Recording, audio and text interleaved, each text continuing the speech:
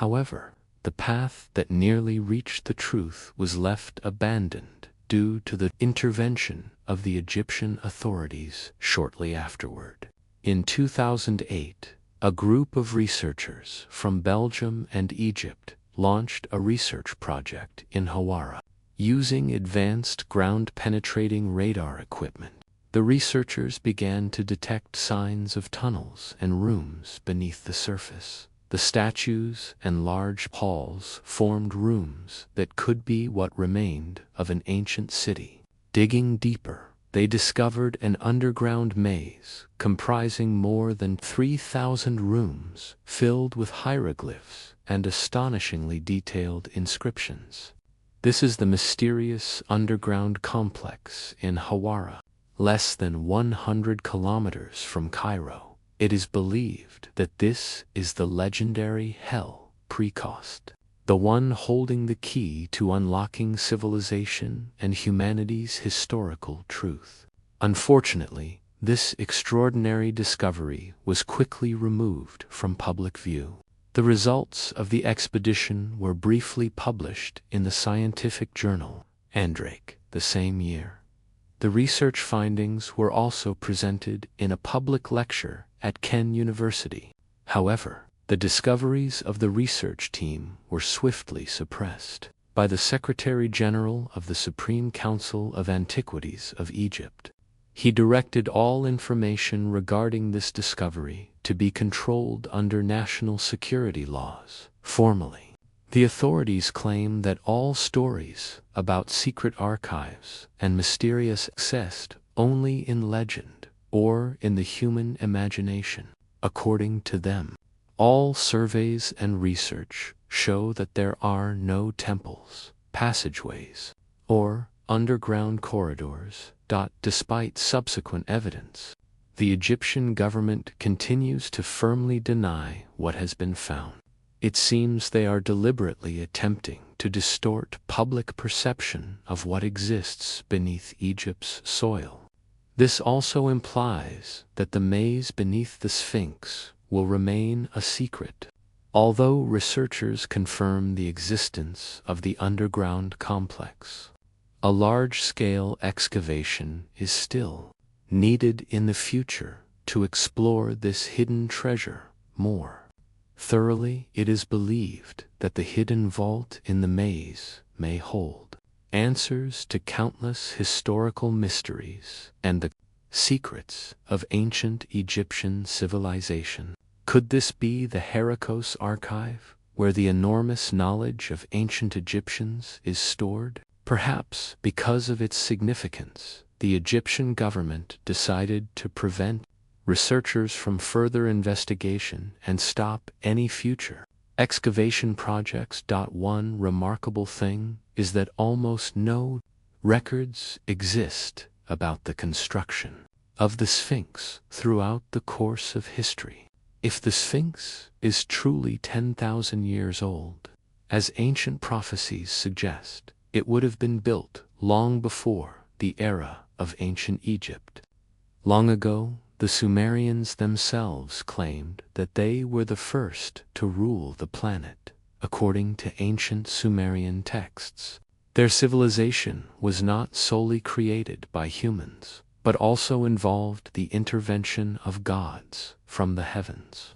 These deities bestowed advanced knowledge of technology to stimulate the development of humanity. Many believe, however, that no gods were actually involved, that these were merely visits by extraterrestrial beings to Earth. So what connection might this have to the Sphinx and the mysteries buried beneath it?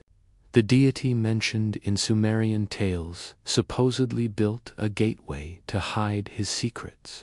If this legend is true, it seems that beneath the Sphinx at Giza lies not only ancient archives, but also an advanced city constructed by extraterrestrials, and discovering it could forever alter the future of humanity.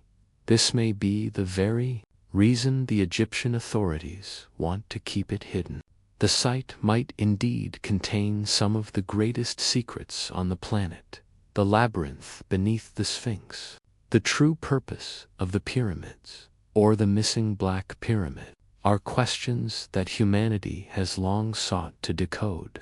Despite facing immense difficulties and obstacles, you can trust the prophecy that the Sphinx's labyrinth will eventually be unearthed. Believe that the Black Pyramid will rise again like the sun emerging from darkness. The mysteries of Giza remind us that modern humans' understanding of ancient civilizations remains extremely limited. Towering on the Giza Plateau, standing above the scorching sands under the blazing sun, are the three pyramids that have fascinated the world for centuries. Among them, the Great Pyramid of Giza stands out with a height of 146 meters, making it the tallest man-made structure in the world for over 4,400 years. Yet the grandeur of the pyramids seems to have obscured many questions behind them. How long have they stood there? No one can say for certain. Why were they built? The answer remains unknown. The messages the ancients intended to convey through these pyramids have yet to be deciphered. Nevertheless, by asking the right questions and thinking carefully, we can partially grasp the knowledge and insights passed down by our predecessors. Right now, let us begin to explore what the pyramids are truly trying to convey. For those who travel thousands of kilometers from all over the southern hemisphere to Egypt to witness the Great Pyramid of Giza, they are bound to feel astonished and overwhelmed by its grandeur and mystery. People take photos, explore the surrounding ruins, and eagerly listen to stories about this wonder of the ancient world. If you are a local resident who has lived near the pyramids since birth, your perception of them over time is likely very different. You might feel that the pyramids are as ordinary as high-rise buildings in a city, nothing particularly special. It is only when, one day, numerous questions suddenly arise in your mind that you start to sense something unusual about the pyramids. Why are they there? Why do they need to be so massive? To answer these questions, let us take a closer look at the internal structure of the Great Pyramid. After extensive observation, researchers discovered ventilation shafts within the pyramid, which were actually aligned toward certain stars. These shafts point directly to several stars in the sky. This discovery was published in 1964 by the renowned astronomer Virginia. Upon visiting Egypt, she suspected that the pyramid's shafts might be pointing toward something significant. The pyramid itself is aligned almost perfectly along the cardinal directions and north-south, so it is entirely possible that the shafts lead somewhere meaningful. Virginia calculated that the southern shaft in the king's chamber points directly to the belt of Orion, while the northern shaft aligns with the North Star. When this discovery was made public, some Egyptologists accepted it, though not all were fully supportive. The southern shaft in the Queen's chamber had not yet been fully investigated at that time. Later, it was found that this shaft points toward Sirius.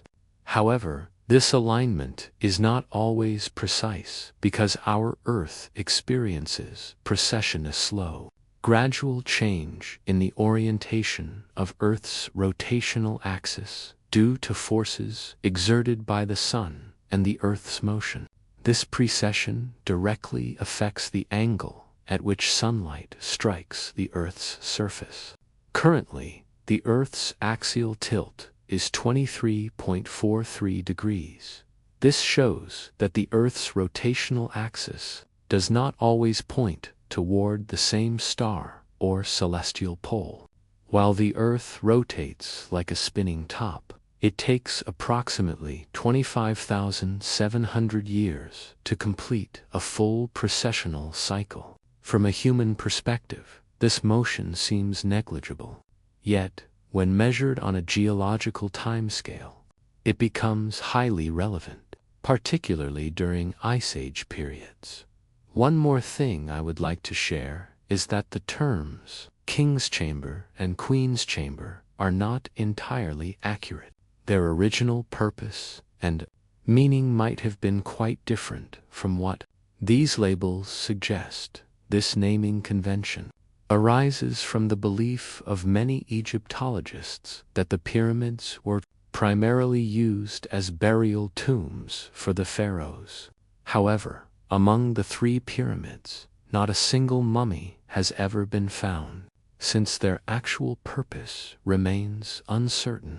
The names King's Chamber and Queen's Chamber have simply persisted out of habit in ancient Egyptian cosmology. The stars Orion and Sirius were considered the most important in their religious beliefs. According to Egyptian mythology, the gods came from Orion and Sirius, the brightest star in the sky. A brief note on Orion. This constellation has been known since ancient times and was also called the Hunter, as it is linked to Greek mythology. It represents the mythical hunter Orion, who is often depicted on star maps confronting the Taurus constellation. The bull chases the 7 sisters, represented by the famous Pleiades open cluster, or chases the hare, represented by the Lepus constellation, with his 2 hunting dogs represented by the nearby constellations, Canis Major and Canis Minor. This constellation features in numerous myths and stories across different cultures, but it is most famously known in Greek mythology. In Greek mythology, Orion was a valiant hunter, the son of the sea god Poseidon and Eurydice, daughter of Minos, Sit. Poseidon granted him the ability to walk on water. In Homer's Odyssey, Orion is described as a giant hunter armed with an indestructible bronze club, returning to ancient Egyptian civilization.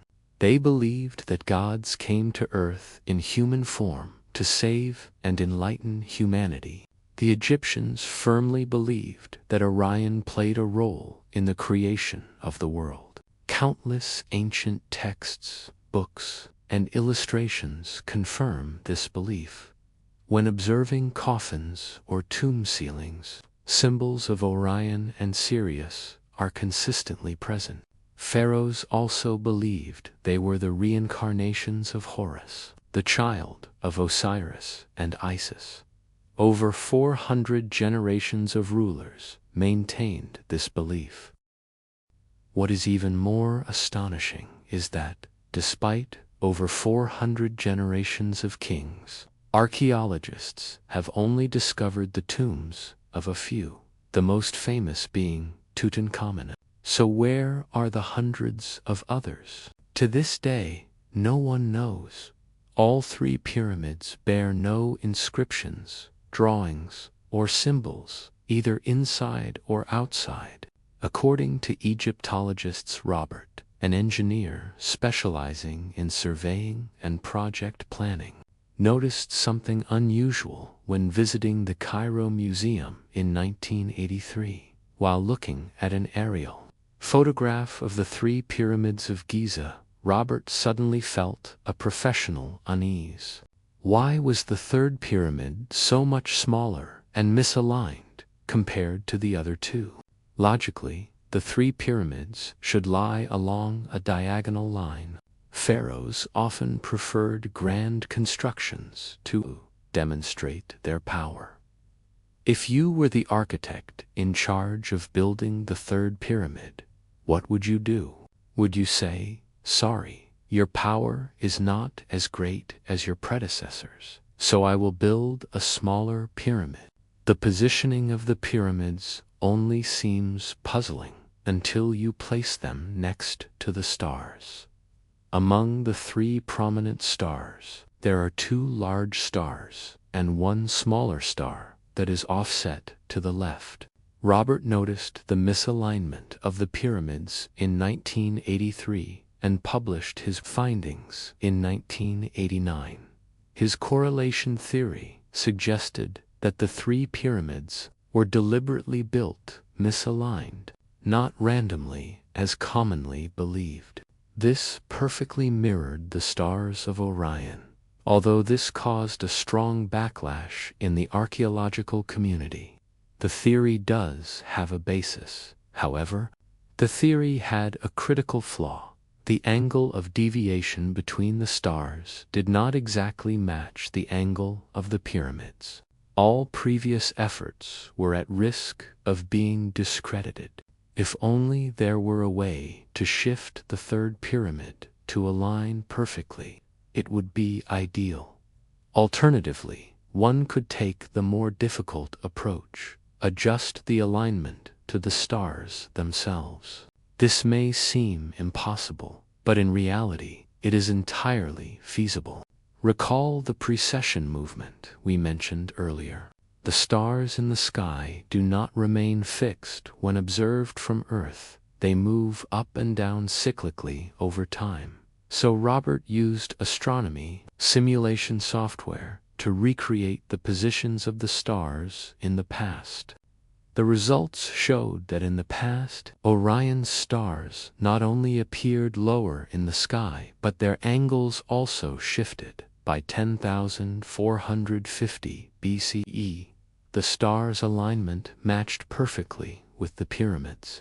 Even more surprisingly, this precise alignment occurred exactly on the day of the vernal equinox.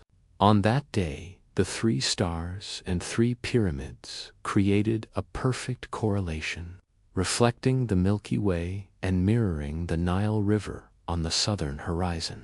On the vernal equinox, the sun rises exactly in the east. Another famous structure also faces true east, the Sphinx. Strangely enough, it too was oriented toward the Leo constellation at that time. So what message were the ancient Egyptians trying to convey through this astonishing coincidence?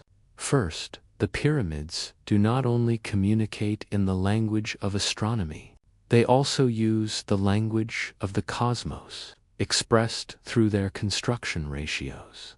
This message transcends linguistic and cultural barriers and could survive thousands of years, allowing future generations to verify, measure, and study it. Similarly to the stone circles at Avaber in England, which model the Earth, the pyramids convey a message from the ancients. We were here. A highly advanced civilization once existed. Along the Nile River 12,500 years ago, a golden age when the gods came to Earth and enlightened civilization according to the beliefs of the ancient Egyptians, with the three great pyramids serving as monumental records of their legacy. Is our current civilization as advanced as that of the ancients? The answer is probably no. The more we develop and explore, the more we realize how vast the gap truly is. Even today, we have yet to fully decipher and can only speculate about how the ancients built the Great Pyramid. However, placing the pyramids accurately in their historical context on the map helps humanity realign our understanding of history and ancient civilizations. This represents yet another ancient achievement that challenges the timelines proposed by modern evolutionary theories. Beyond that, it also holds a deeper meaning worth reflecting upon. Humanity has three fundamental questions in life. Where do I come from? Who am I? And where am I going? The ancient Egyptians believed that human life on Earth is fleeting, but the future is eternal. They placed immense importance on the human body. believing that if the physical form is preserved perfectly, the soul will have a place of rest.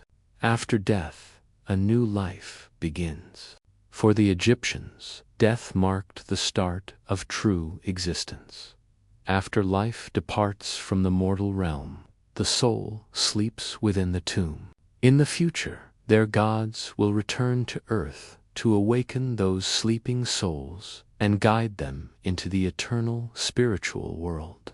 Perhaps today we have not fully understood or discovered the complete messages left by the pyramids, but at least we know that it will take many years for modern humanity to achieve accomplishments comparable to the brilliant civilization that once thrived along the Nile.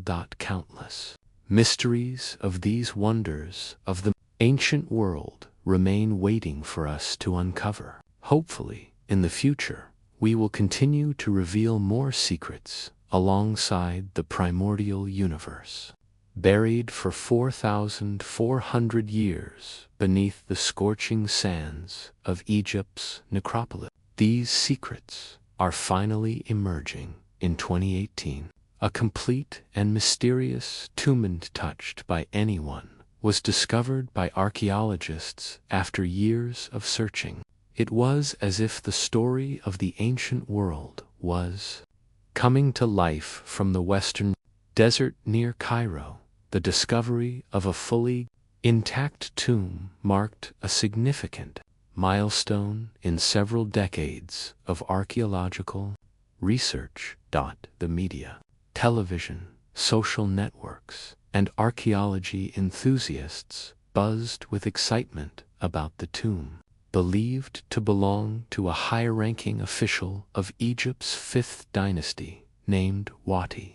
It was hoped that the tomb would provide a perfect picture of life during that period. So what secrets lie within this tomb? Typically, the resting place of the wealthy or important consisted of two parts, an above-ground section and a subterranean chamber where the deceased truly rested. According to their beliefs, as long as the physical body was preserved, the soul could be reborn once more. The above-ground portion of the tomb was always carefully decorated, beautifully reflecting the pleasures and comforts they wished to enjoy in the afterlife. In other words, the entire tomb functioned as a giant resurrection machine, ensuring that its owner could safely transition from this life to the next and live eternally in beauty. Wati's tomb was a family tomb, including Wati, his mother, his wife, and 4 young children. It appears he wished for his entire family to experience a prosperous afterlife together, forever dwelling in a field of reeds. A place like the land of Egypt had nurtured them. Yet the journey to the afterlife was not so easy. A series of challenges in the underworld awaited the souls of the deceased. The first and most important trials took place in what was called the Hall of Judgment. There, each soul had to face Osiris, the god representing death and resurrection. The soul would stand before 42 judges and swear that it had committed no unforgivable sins. The oath went as follows: I have not lied, I have not stolen, I have not killed. Then the purity of the heart would be judged on a scale. One side held the feather of truth and justice, and the other the heart of the individual. If the scale tipped toward the heart, it would immediately be devoured by a crocodile-headed demon. Naturally, that person would not be reborn and would die permanently. But if the heart and the feather balanced, the verdict of truth would be confirmed, and the journey to the field of reeds would begin. Setting aside this tomb for a moment, let us move west toward Wati's tomb. Just 10 meters away lies a very deep ancient chamber. What do you think would be found in this first chamber? Mummies, traps, or treasures buried with the owner. Archaeologists indeed found mummies, but not human ones. Instead, they discovered dozens of cat mummies stacked together, according to tradition. The Egyptians did not use animals casually for rituals. Items for such purposes were usually purchased from priests. So where did these cat mummies come from? It is highly likely that Wati had raised them during his lifetime and distributed them to villagers throughout the Saqqara region. The people would care for these cats and their subsequent generations. As you may know, cats represented gods or goddesses in ancient Egyptian culture. Throughout their lives, these cats were treated like deities, fed, cared for, and prayed over, without exception. Offerings were made to them, including amulets crafted from wood, stone, clay, copper, and, of course, cat mummies. In Egyptian belief, a mummy held more value than wood, stone, or even copper. There are many reasons why the Egyptians revered cats. Much of this respect came from faith and religious beliefs. Ancient Egyptians thought that their gods and rulers shared characteristics with cats. Cats were considered to possess two highly desirable traits. On one hand, they were loyal protectors. On the other, they were brave, independent, and resolute. This may explain why the Egyptians built cat-like statues. The Great Sphinx of Giza, 73 meters long, with the face of a human and the body of a lion, is perhaps the most famous example. There are also numerous examples of Egyptian deities depicted in cat form or with feline features. The first known cat deity in ancient Egypt was Mafdet, worshipped throughout the First Dynasty, roughly 3100 BCE to 2900 BCE. Her fame was especially prominent during the reign of Pharaoh Den. She was believed to protect the pharaoh's chambers from scorpions, snakes, and other dangers. Mafdet was depicted with the head of a cheetah and wearing the skin of a cheetah. In the pyramids of ancient Egypt, Mafdet was mentioned as the protector of Ra from venomous snakes. To uphold justice, she hunted at night and ensured the coming of dawn. Throughout the royal tombs, descriptions link the symbols of Mafdet and Anubis together. This suggests that the goddess accompanied other deities in roles akin to executioners or hunters. Bastet, the goddess of joy, protection, and good health, was depicted with the head of a cat and the body of a woman. She was considered the daughter of Ra, wife of Petta, sister of Set, and mother of Mahaz. Bastet had been worshipped as a deity since the Second Dynasty. Most of the time, cat mummies were dedicated to Bastet, who could be both dangerous and nurturing. Bubastis, a city in the Nile Delta of ancient Egypt, was the origin of many cat mummies. This is unsurprising, as Bubastis was the center of Bastit's worship. Most mummies were placed in cat-shaped or rectangular coffins. Others were simply wrapped in linen and painted to resemble a cat. In the tombs of the pharaohs and Kafir, stone vessels and seals bearing Bastit's name were found. This indicates that Bastet continued to be revered throughout the 4th and 5th dynasties. A wall painting in one of the Saqqara burial sites depicts a small cat with a collar, proving that African wildcats had been domesticated and kept in the pharaoh's chambers. Countless depictions exist of Bastet as a seated cat, a cat with kittens, or a cat-headed goddess. Through such veneration, the Egyptians prayed for life, children, health, and protection. Finally, there was Myaz, the son of Ra and brother of Bastet.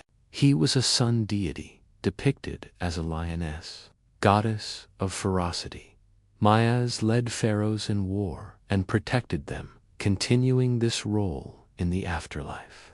Thus, Mahaz was depicted on royal robes, symbolizing his protective role. At the beginning of each year, the Egyptians held an annual festival, dancing and playing music to honor Mahaz and his ferocity. Large quantities of wine were consumed ritually to emulate the extreme frenzy believed to prevent Mayas from destroying humanity. It may also have been related to preventing catastrophic floods during the annual inundation. Yet the cat mummies were not the most surprising discovery in the chamber. Amid a heap of cat mummies, one particularly large specimen immediately drew the attention of archaeologists. Simply holding it in their hands, they could tell it was not a cat mummy. No ordinary cat or even wildcat could reach that size. They took this unusual mummy for analysis using imaging technology. Can you guess which creature lay among the cats? The answer: a lion cub. Do not underestimate this discovery. This was the first recorded instance in history of a lion mummy being found in mythology. Osiris was once struck down and dismembered across Egypt. Isis, a powerful sorceress, traveled the land to gather the pieces of her brother and reassemble them with linen cloth. She thus resurrected Osiris, and together they had a son named Horus.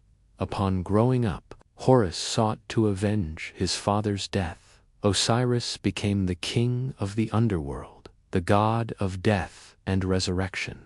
The mummification process of ancient Egyptians took 70 days, performed by priests who had to learn basic human anatomy. First, they removed all rapidly decomposing parts from the body, starting with the brain. Priests inserted special tools through the nasal cavity to extract the brain matter. This was a delicate technique, considered quite difficult and requiring great skill. They then removed the organs that decay in the abdomen and chest through an incision on the left side of the body. The heart was left intact, as they believed it contained the human soul. The remaining organs, such as the stomach, lungs, and intestines, were extracted and preserved separately in containers, now known as canopic jars. These were buried with the mummy. After removing the organs, the priests began desiccating the body, covering it with a drying salt and adding natron inside. Natron is a substance that inhibits decomposition. Once completely dried, they removed the natron packs and gently rinsed away any remaining residue. The final result was a very dry, human-shaped form, yet still clearly recognizable. To make the mummy appear more lifelike, some hollow areas of the body were filled with linen and other materials. Artificial eyes were added. Next came the wrapping process. Each mummy required hundreds of meters of linen. The priests carefully wrapped long strips around the body, even individually wrapping each finger and toe before covering the hands and feet entirely. Amulets were placed between the wrappings, and prayers were written on some of the linen strips. Typically, the priests placed a mask over the head. Finally, they wrapped the shroud in place and covered the body with additional linen. The mummy was complete. It was then placed in a coffin and sealed. Returning to Wadi's tomb, the archaeologists finally reached the bottom of the chamber. The first chamber contained only a few ceramic fragments and scattered bones, truly disappointing.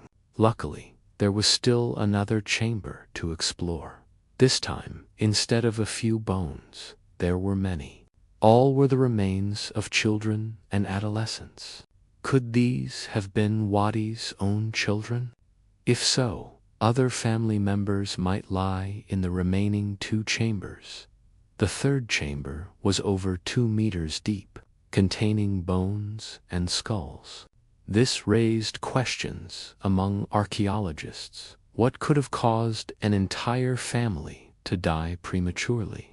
One hypothesis suggested that Wadi may have encountered a tragedy at the end of his life. It must have been something extremely horrific. Based on our speculation, there was only one final place likely to answer all these questions: the 4th and last chamber of Wadi's tomb.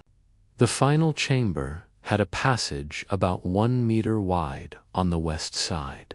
This passage led to a wooden coffin, which was Wadi's own. For the first time in over 4,000 years, he saw the light again. The coffin was made of ordinary wood, and the entire family had not been mummified. Yet Wadi's bones seemed better preserved than the others. Although male, his skull retained some feminine features.